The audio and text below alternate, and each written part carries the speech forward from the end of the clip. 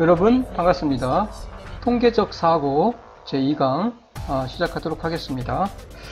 지난 시간에는 우리가 통계적 사고란 무엇인지 그리고 통계가 왜 필요한지에 대해서 대략적으로 설명을 드렸고요. 오늘 이 2강에서는 이 앞부분에서는 통계에 대해서 다시 한번 정의를 내리고요.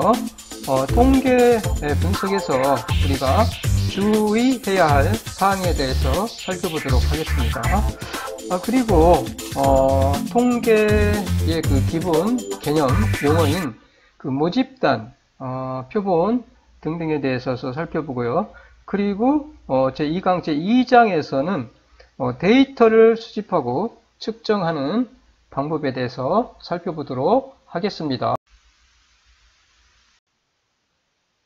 네, 우선 중간 시험까지 다룰 내용에 대해서 다시 한번 말씀을 드리면 중간 시험까지 우리가 다룰 내용은 다음과 같고요. 어떠한 특성값을 사용해서 어떠한 비교를 그 다음에 어떠한 표현으로 할 건지까지 다룰 생각이에요. 다시 말씀드려서 우리는 합리적인 의사결정을 내리기 위해서 통계 분석, 즉 데이터 분석을 해야 하는데, 이 데이터 분석을 하기 위해서 필요한 그 전 단계, 즉 어떠한 비교를 어떻게 표현을 할 건지까지 다룰 생각이에요. 이어서 오늘은 가장 기초적인, 그러니까 통계 분석, 데이터 분석을 하기 위해서 필요한 그 기초적인 내용에 대해서 다루도록 하겠습니다. 우선 통계학이란 관심 대상이 되는 자연현상 혹은 사이현상으로부터 숫자와 정보인 자료, 숫자입니다. 숫자와 정보, 숫자와 데이터예요. 숫자와 정보인 자료를 수집하고 컬렉션, 수집하고 정리 요약입니다. summarization, 정리 요약하고 분석을 합니다. 이를 근거로 해서 우리가 어떻게 표현을 해요? 어떻게 표현해? 숫자나 그래프로 표현을 합니다. 이를 통해서 우리는 뭐예요? 우리가 원하는 정보를 얻는 과정에 관련된 이론과 방법에 관한 학문이라고 할 수 있겠습니다. 자, 다시 한번 설명을 드리도록 하겠습니다. 통계학이란 것은 관심 대상이 되는 자연현상 혹은 이 사이현상으로부터 숫자와 정보예요. 숫자와 정보인 자료, 데이터죠. 자료를 수집하고, 수집하고, 그리고 이 수집된 자료를 어떻게 해요? 정리 요약하는 거죠. 정리 요약. 그리고 뭐예요? 분석을 합니다. Analyzing. 분석을 통해서 뭐를 해요? 표현을 합니다. 어떻게?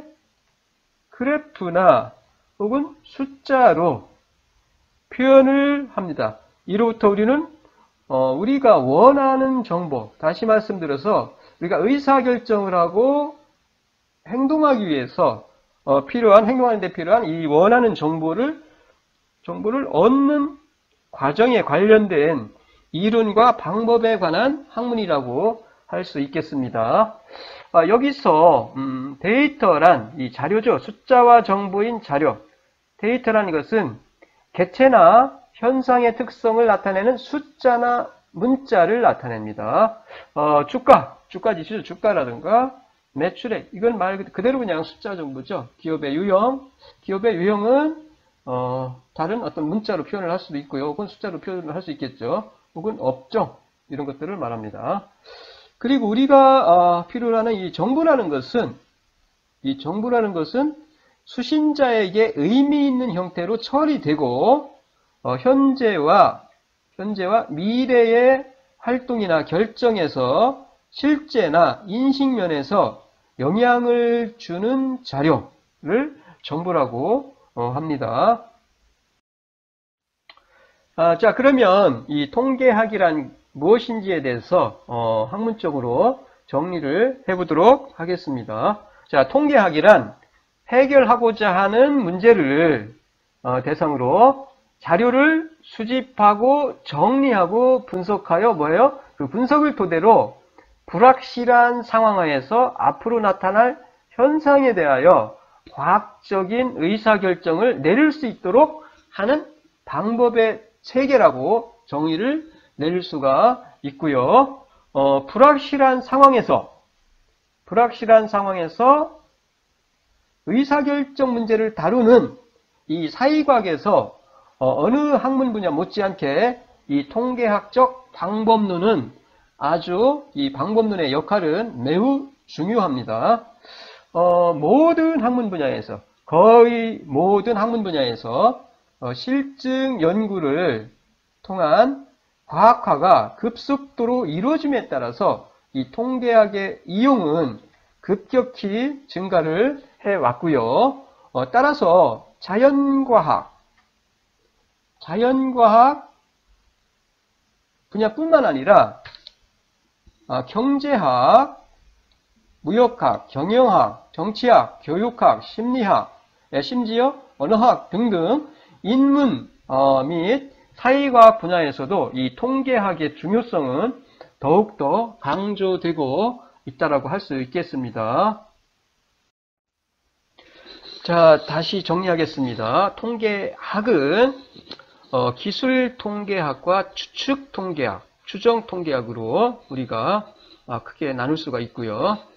기술통계학이라는 것을 기술하는 걸 말해요. 서술하는 거, 기술. 그래서 기술통계학은 그냥 자료를 어떻게 우리가 수집한 자료를 정리하고 요약하는 방법, 서머라이징 하는 방법이에요. 그래서 요약해서 뭘 해요? 이걸 어떻게 표현해요? 표나 그래프로 표현을 하죠. 자, 이로부터 우리는 뭘 해요?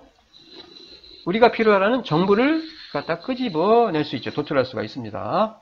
여기까지가 기술통계학이고요. 그리고 이 추측통계학은 정보를 분석을 하여 어떻게 모집단의 특성을 과학적으로 추론하는 방법이 뭐예요? 추측통계학입니다. 그냥 요약하는 데서 끝나는 것이 아니라 이로부터 뭐예요? 모집단의 특성을 추론하는 거죠. 추정하는 거죠. 이게 바로 추측통계학입니다. 뭐 T-테스트라든가 아노바 분석이나 뭐 회계 분석 등등이 있습니다. 자, 다시 한번. 자, 이와 같이 우리는 통계학을 기술통계학과 추측통계학으로 구분할 수가 있는데, 기술통계학은 자료를 정리하고 요약하는 거죠. 요약하는 방법을 기술통계학이라고 하고요. 표나 그래프로 요약을 통해서 표나 그래프로 나타내는데, 이와 같이 자료를 요약하고 그로부터 그냥 결론을 내리는 거예요. 어떻게? 요약을 통해서 표나 그래프로 나타냄으로써 그로부터 그걸 그냥 우리가 해석을 해서 결론을 내리는 거죠. 그래서 모집단에서 표본을 추출해서 그로부터 요 추출된 그 관측값의 집합으로부터 그를 정리 요약하고 결론을 내리는 것이 기술통계학이고요. 그리고 한 단계 더 나아가죠. 뭐예요? 여기서부터 요 표본으로부터 추출된 특성 값으로부터 뭐를 추측해? 모집단의 특성에 대해서 추출하는 것이 추측통계학입니다. 추측통계학. 자, 그럼 우리가 언제 데이터를 사용하는지, 데이터를 사용하는 경우에 대해서 한번 생각을 해봅시다. 자, 우리가 데이터를 사용해서 언제 데이터를 사용해요? 자, 국가의 어떤 상태를 알기 위해서, 파악하기 위해서 데이터를 사용했죠. 자, 이와 같이 데이터를 사용해서 우리는 그 국가의 상태를 알 수가 있습니다. 데이터를 사용해서 그 국가의 상태를 파악할 수가 있다는 얘기죠. 그리고 데이터를 사용해서 경기의 어떤 상태, 수요의 증가라든가 등등, 고용의 증가라든가 등등을 통해서 우리가 경기가 좋아지고 있는지 혹은 나빠지고 있는지, 지금은 경기가 좋은지 안 좋은지 등등을 파악할 수 있다는 얘기죠. 그 다음에 숫자를 사용해서, 데이터를 사용해서 우리는 뭐예요? 그 기업의 상태를 파악할 수가 있습니다. 예를 들어서 매출액, 그 기업의 매출액이 증가하고 있다. 그 기업의 고용이 증가하고 있다. 그러면 뭐예요? 그 기업은 현재 성장하고 있다. 즉 성장성이 높은 기업이다. 라고 우리가 판단을 할 수 있겠죠. 그리고 시장, 그 시장의 상태. 어떤 시장이 있습니다. 그 시장에서의 어떤 제품에 대한 수요, 소비가 증가한다.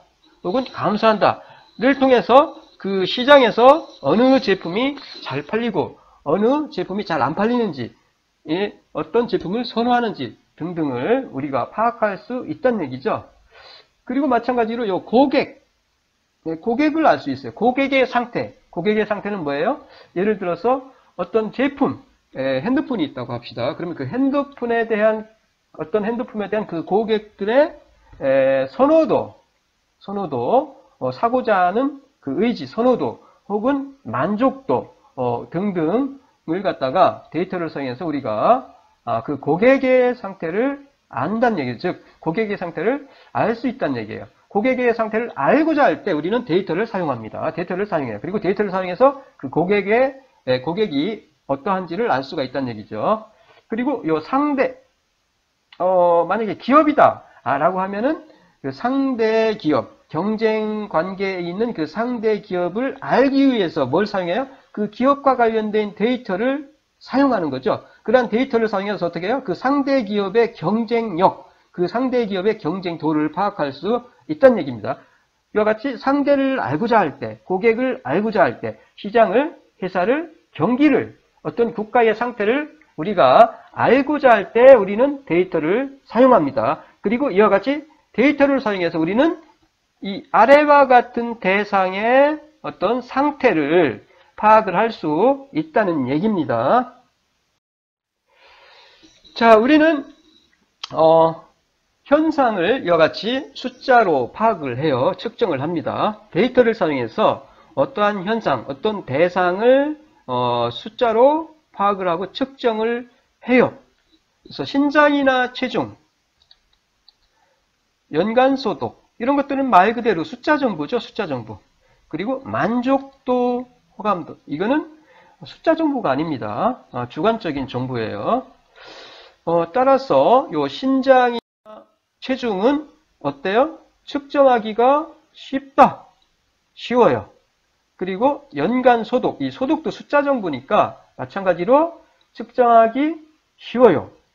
그런데 요 만족도나 호감도는 어때요? 주관적인 거죠. 숫자 정보가 아닙니다. 어떤 제품에 대해서 만족한다, 아주 만족한다, 매우 만족한다 라고 하더라도 그 개개인이 만족하는 정도, 크기는 정확하게 측정할 수가 없습니다. 따라서 이거는 객관적인 정보가 아닌 주관적인 정보, 숫자화된 정보가 아니기 때문에 정확한 크기를 알 수 없기 때문에 뭐예요? 측정하기가 쉽지 않다라고 말씀을 드릴 수가 있습니다. 자, 이어서 데이터를 사용해서 앞에서 말씀드렸듯이 어떤 현상, 어떤 대상에 대한 것을 숫자로 파악을 통해서 알 수가 있는데 이 신장이나 체중은 뭐예요? 이 신장이나 체중이라는 정보로부터, 자료로부터 우리는 뭘 알 수가 있어? 신체의 크기를 알 수가 있겠죠. 어느 반에 그 클래스의 학생들의 신장 체중을 자료를 모았어요. 그걸 가지고 평균을 내면은 대충 그 반의 그 클래스의 그 학생들의 신체의 크기를 우리가 알 수 있겠죠. 그리고 마찬가지로 어느 반의 그 구성원의 부모님의 소득 정도로부터 뭘 알 수 있어? 그 반의 부모님의 가계의 부유도가 어느 정도인지를 파악할 수 있다는 얘기죠. 그리고 마찬가지로 어떤 제품에 대한 만족도 혹은 호감도에 관한 자료로부터 우리는 뭘 할 수 있어? 만족도, 호감도를 우리가 파악을 할 수 있겠죠. 자, 이와 같이 우리는 국가의 상태, 경기 등등 어떤 상태를 알기 위해서, 어떤 것을 파악하기 위해서 뭐래요? 데이터를 사용합니다. 즉, 데이터를 사용해서 이러한 대상의 어떤 상태, 어떤 특징, 성격을 우리는 파악을 할 수 있다, 알 수 있다는 얘기입니다. 자, 그러면 앞에서 말씀드렸듯이 우리가 어떤 숫자를 통해서 우리가 데이터를 통해서 데이터를 사용해서 우리는 국가를 알 수 있다. 그 국가의 상태를 알 수 있다고 어떤 대상의 상태를 알 수 있다고 말씀을 드렸는데 이 통계라는 것이 언제 어떻게 시작했는지 그 통계에 대한 의미를 한번 생각을 해보도록 하겠습니다. 자, 통계 한문으로 쓰면 우리가 이렇게 쓸 수 있어요. 통계. 우선 이 통자라는 것은 전부란 뜻이에요. 전부. 즉 우리가 일상생활에서 통째로 라고 이렇게 사용할 수가 있죠. 그러니까 통째로라는 것은 전부란 얘기잖아요. 전부예요. 그래서 전부 뭐예요? 측정한다는 뜻이에요. 측정. 전부 측정한다는 뜻이에요. 전부. 직역하면은 이 통계를. 근데 이거를 의역을 하면 뭐예요? 모아서 해요. 자료를 모아서 뭐예요? 데이터를 모아서 계산한 수치가 바로 통계입니다. 통계. 자, 영어로는 뭐예요? statistics죠. 그래서 통계학이라는 것은 어떻게? 어디서 출발했어? 요 statists를 보시면은 요 statists에서 요 statists의 어원은 요 state와 같습니다. state와 동일어원이에요. 따라서 우리가 요거를 state학이라고 부를 수 있겠죠. state학. 뭐예요? 이게 무슨 학문이에요? state는 국가학이에요. 국가에 대한 학문이죠. 학문. 국가학, state학. 즉 뭐였냐면은 요 통계라는 것이 통계학이라는 것이 statistics라는 것이 국가의 상태를 기술하는 학문이란 얘기예요. 국가의 상태를 기술하는 학문. 즉 통계는 즉 스테이티스트는 언제 시작을 했어? 고대에 뭐예요? 국가의 상태를 기술하는 데서부터 시작을 했어요. 그래서 스테이티스트는 국가에 기술하는 학문이었다라고 할 수 있고요. 이러한 국가의 상태를 기술하는 것에서부터 시작을 했다라고 말씀을 드릴 수가 있습니다. 자, 그러면 우리가 어떤 국가, 어떤 그 나라의 어떤 상태를 알고자 한다면은 어떤 그와 관련된 데이터, 자료가 필요하죠. 예를 들어서 그 나라가 큰 나라인지 혹은 작은 나라인지 알고자 한다면은 무슨 자료가 필요해요? 이와 같은 자료, 즉 인구 혹은 요 국토 면적에 관한 데이터, 자료가 필요하겠죠.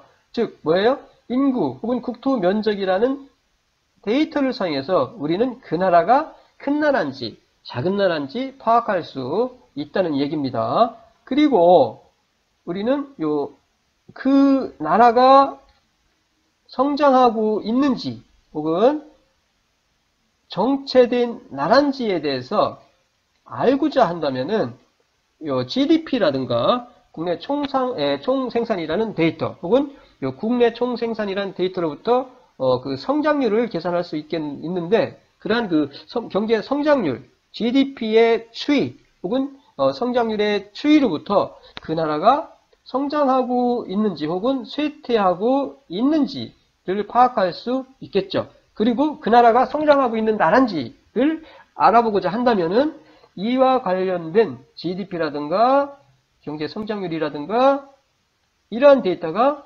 필요하겠죠. 그리고 요 평균 수명, 다시 말씀드려서 그 나라의 의료 보건 수준의 정도를 알고자 한다면은 이러한 데이터가 필요할 겁니다. 평균 수명, 예를 들어서 평균 수명. 자, 평균 수명이 상대적으로 길다. 수명이 길어요. 오래 살아. 장수국이야. 대체적으로. 수명이 길어요. 그러면 그 나라의 의료 보건 수준은 상대적으로 뭐야? 다른 나라에 비해서 좋다라고 판단을 할 수가 있는 거죠. 그리고 그 나라의 경제 상황 혹은 뭐 경기의 상태를 알고자 한다면은 이러한 정보를 통해서 우리가 이러한 데이터를 통해서 우리가 알 수 있겠죠. 뭐예요? 취업자 수, 그다음에 완전 실업자, 그리고 완전 실업, 이로부터 우리는 완전 실업률이라는 데이터를 산출할 수 있는데, 취업자 수나 완전 실업자나 완전 실업률과 같은 데이터를 통해서 우리는 그 나라의 경기의 상태를 갖다가 파악할 수 있을 겁니다. 다시 말씀드려서 뭐예요? 그 나라의 경기 상태를 알고자 한다면은 이와 같이 뭐 취업자 수라든가 완전 실업자라든가 완전 실업률이라는 데이터를 가지고 파악을 할 수 있다는 얘기입니다. 그리고 마지막으로 여기서 마지막으로 범죄 건수라는 데이터로부터 우리는 뭘 할 수가 있어요? 그 나라가 안전한지 치안의 그 정도, 안전한 나라인지 안전하지 않은 나라인지를 갖다 우리가 파악할 수 있겠죠. 다시 말씀드려서 그 나라가 안전한지 안전하지 않은지에 대한 그 상태를 알고자 한다면은 뭐가 필요해요? 이와 같이 범죄 건수가 라는 데이터가 필요하겠죠. 이와 같이 우리는 그 어떤 국가의 상태를 알고자 한다면은 이러한 데이터가 필요하다는 얘기예요. 그리고 우리는 이러한 데이터를 사용해서 뭐예요? 그 나라, 어떤 나라의 그 국가, 그 나라의 상태를 파악할 수 있다는 얘기입니다. 이와 같이 그 나라, 언제 사용해요? 우리는 데이터를 큰 나라인지 작은 나라인지, 성장하고 있는 나라인지 아니면 쇠퇴하고 있는지, 안전한 나라인지, 의료 수준의 정도가 높은지 혹은 낮은지에 대해서 알고자 할 때 우리는 데이터를 사용을 합니다. 이어서 자 우리가 통계에 대해서 그 신뢰성과 관련해서 가장 그 기초적인 내용을 생각을 해보도록 하겠습니다. 요건 실제로 이게 보도가 됐던 내용인데 피 대통령 잘하고 있다. 피 예. 보시면은 그런데 몇 퍼센트? 11.3%에 불과해요. 그러니까 이러한 그 통계 조사를 통해서 그를 근거로 해서 대통령이 못하고 있다는 얘기죠. 11.3%니까. 이런 보도가 실제로 되고 있는데 어떤 사람들은 그 신문에서 보도하고 있는 내용 믿을 수 없어. 저 조작이야. 라든가 는 경우가 있습니다. 그러니까 신뢰하지 못한다는 얘기죠. 그 보도에 대해서 그 통계 데이터를 실제로 이와 같이 보도가 되는데 믿지 못한다 라고 하는 경우가 참 많아요. 자, 왜 이런 현상이 일어나느냐라는 얘기입니다.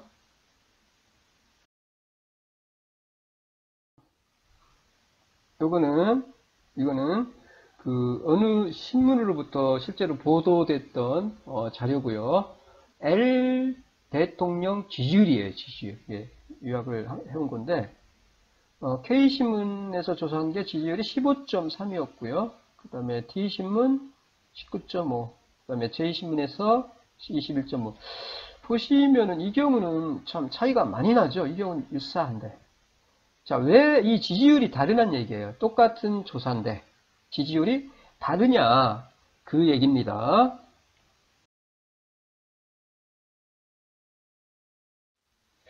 그리고 예전에 지난 대선 대선 전에 그 주자의 그 여론조사, 실제로 이게 여론조사 했던 건데 보시면은 조금씩 달라요. 이게 다릅니다.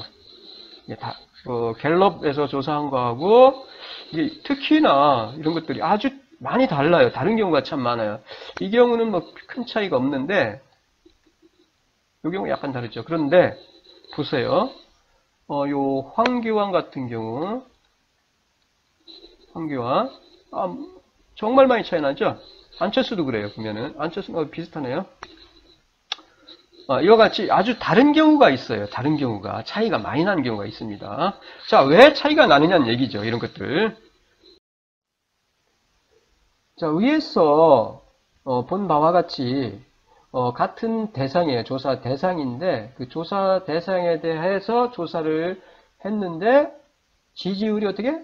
다르게 나왔죠. 다르게 나옵니다. 왜 다르게 나오냐라는 얘기입니다.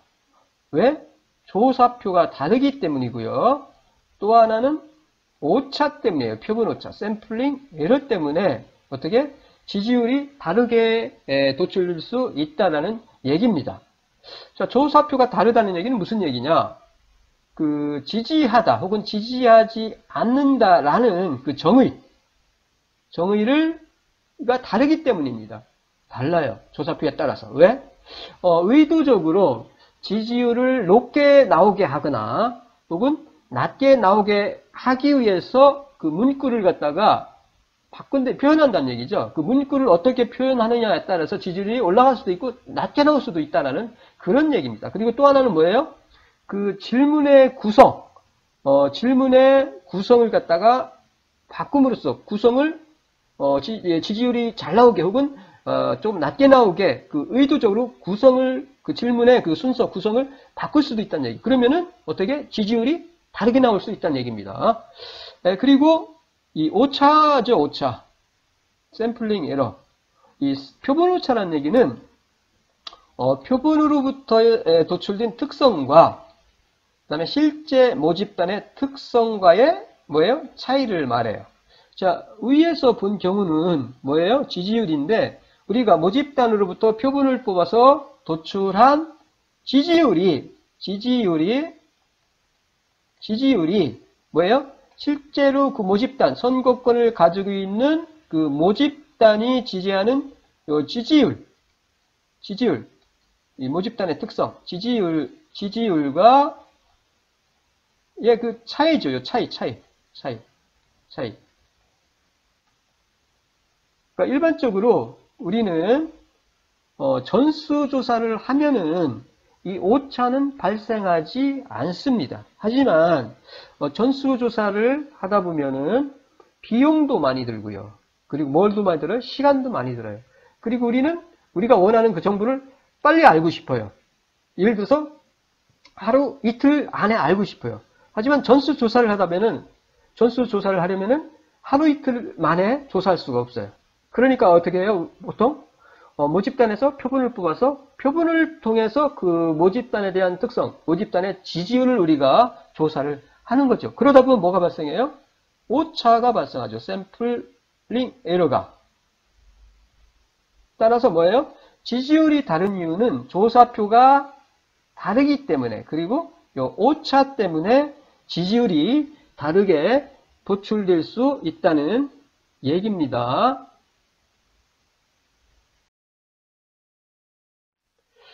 자, 그러면 우리가 기본적인 용어부터 이해를 해보도록 하겠습니다.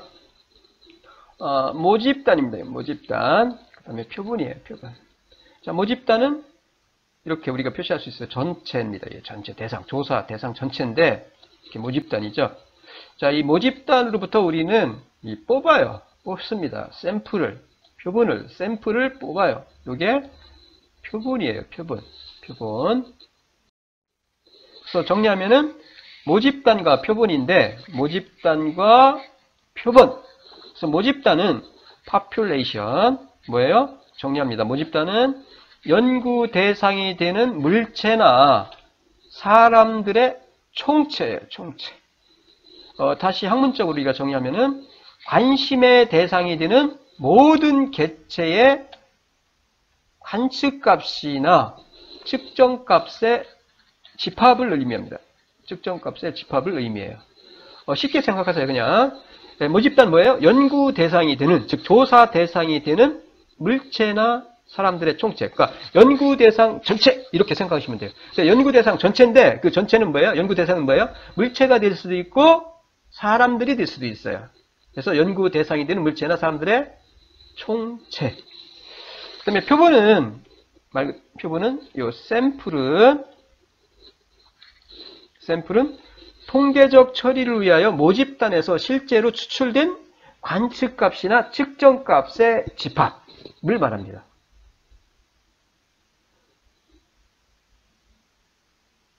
그러니까 쉽게 어떻게 모집단에서 통계적 처리를 위해서 모집단에서 통계적 처리를 하기 위해서 모집단에서 실제로 추출된 관측 값의 집합이라고 생각을 하시면 되고요. 그리고 요 모수는 파라미터, 모수는 그 모집단의 특성을 식별할 수 있는 수치적 지표예요. 그냥 모수는 그 모집단의 특성을 나타내는 수치라고 생각하시면 됩니다. 수치. 예를 들어서 평균, 표준 편차, 분산 등등 이런 것들이죠. 예를 들어서 어떤 그 반의 성적, 그 반의 예를 들어서 상대의 그 학업의 달성도를 조사하기 위해서 상대 전체에서 예를 들어서 100명을 뽑았어요. 그럼 100명을 뽑은 그건 뭐예요? 실제로 관측값을 측정하기 위해서 실제로 추출된 집합이죠, 집합. 관측값의 집합이에요. 뽑아서 성적을 하나하나씩 그 100명에 대한 성적을 우리가 관측값, 측정값을 모아놓은 게 바로 이 표본이죠. 그러면 그 모아놓은 성적으로부터 하나하나의 100명의 학생에 대한 그 성적을 가지고 우리가 평균을 낼 수 있는데 그 평균을 내죠. 그럼 그 평균이 뭐예요? 바로 모수가 된다는 얘기예요. 모수. 그 평균이 표본으로부터 계산한 그 평균이 바로 뭐예요? 모집단을 나타낸다는 얘기예요. 모집단의 평균을. 그래서 모수는 모집단의 특성을 식별할 수 있는 수치적인 지표, 즉 평균이나 표준 편차나 분산이나 이런 것들이 바로 모수가 됩니다.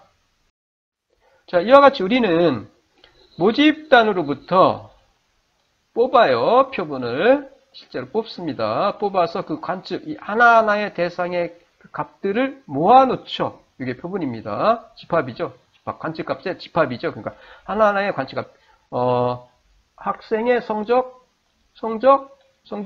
하나의 그 개개의 학생의 성적이에요. 뽑아놓은 이 표본. 그러면 이 관측값이 성적이죠. 관측값이 성적인데 이거를 뭐예요? 집합이잖아요. 관측값의 집합이 바로 표본이에요. 실제로 추출된 관측값의 집합이 표본입니다. 그래서 우리는 이와 같이 요 학생의 성적, 이 학생의 성적 해서 성적으로부터 우리는 어떻게? 표본의 특성값을 계산할 수 있겠죠. 예를 들어서 그 성적의 평균을 계산할 수 있어요. 이걸로부터 어떻게 우리는 모집단의 특성값을 추측을 합니다. 즉, 모수죠, 모수.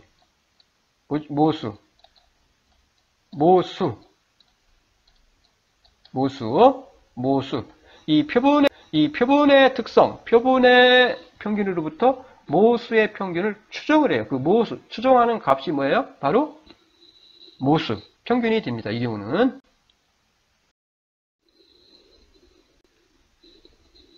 네, 앞에서 그 지지율 조사에서 그 지지율이 다른 이유에 대해서 그 질문의 내용 혹은 질문의 구성, 그리고 또 하나는 그 표본 오차 때문에 그 지지율이 다르게 나올 수 있다라고 말씀을 드렸는데, 여기서 다시 한번 그 표본 오차에 대해서 그리고 비표본 오차에 대해서 설명을 드리도록 하겠습니다. 지지율이 다른 이유는 오차 때문이죠. 그리고 질문의 내용이 다르기 때문인데, 이 표본을 수집하고 분석하여 모집단의 특성을 추론하는 과정에서 오차가 발생을 합니다. 발생할 수가 있어요. 오차에는 이 표본 오차가 있고요. 표본 오차. 그리고 앞에서 말씀드린 표본 오차. 그리고 비표본 오차. 샘플링 에러와 non 샘플링 에러가 있습니다.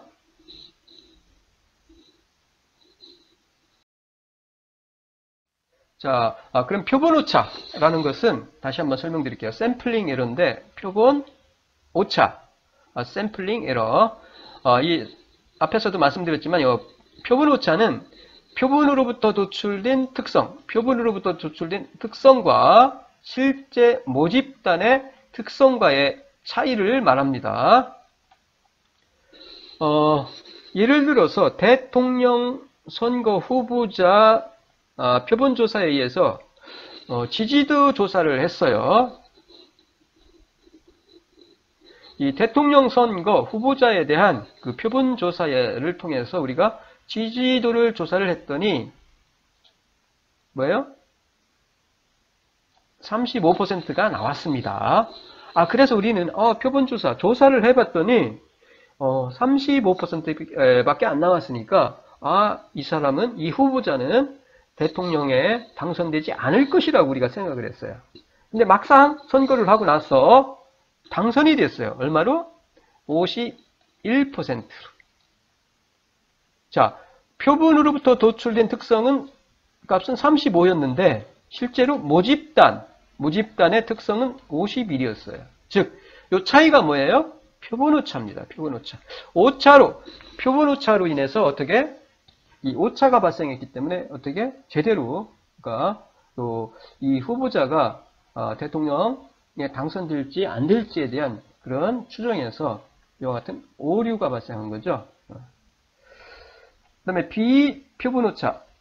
비표본오차는 난 샘플링 에러. 그래서 비표본오차는 표본을 추출하여 통계 자료를 수집을 하고 통계 자료를 표본 추출해서 어떻게 해요? 통계 자료 수집하잖아요. 그리고 기록하죠. 그런 과정에서 발생하는 오차예요. 발생하는 오차. 예를 들어서 이 비과학적으로 표본을 추출했을 때. 자, 그 후보자의 고향에서 표본을 추출해요. 표본을 잘못 추출한 거죠. 자, 그 고향에서 당연히 표본을 추출했다면 그 고향이니까 그 후보자에 대한 지지율은 높겠죠. 그 다음에 설문조사의 그 답변의 성실 정도. 설문조사를 하는데 답변을 합니다.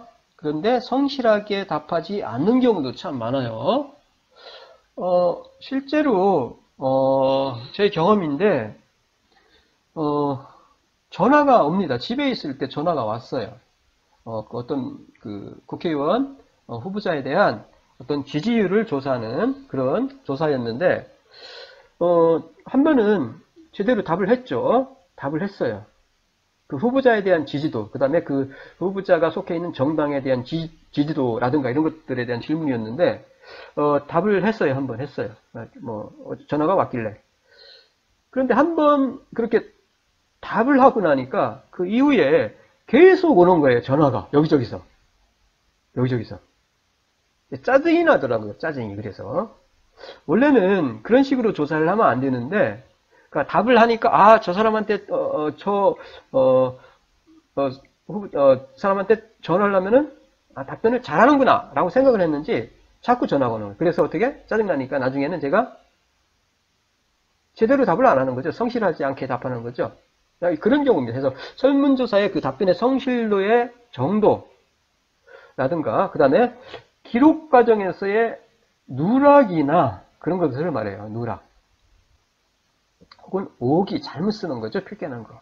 그러니까 이와 같이 자료를 수집하고 기록하는 과정에서 발생하는 오차입니다. 이런 경우입니다. 그래서 이런 경우는 그래서 비표본 오차. 해서 표본 오차와 비표본 오차로 인해서 우리가 어떤 샘플링 조사를 할 때 오차가 발생할 수 있다는 얘기입니다.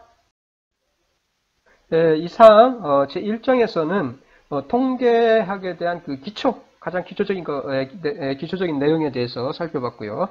다시 말씀드려서 통계학이란 무엇인지 그리고 이 통계학은 언제 어디서부터 시작이 되었는지에 대해서 살펴봤고요. 그리고 언제 데이터를 사용을 우리가 하는지에 대해서 살펴봤는데 다시 말씀드려서 데이터를 사용해서 우리는 어떤 그 대상의 상태, 성격을 알 수 있다는 것을 살펴봤습니다. 그리고 조사를 했을 때 그 결과가 왜 다르게 나오는지에 대해서 오차를 가지고 우리가 설명을 드렸습니다.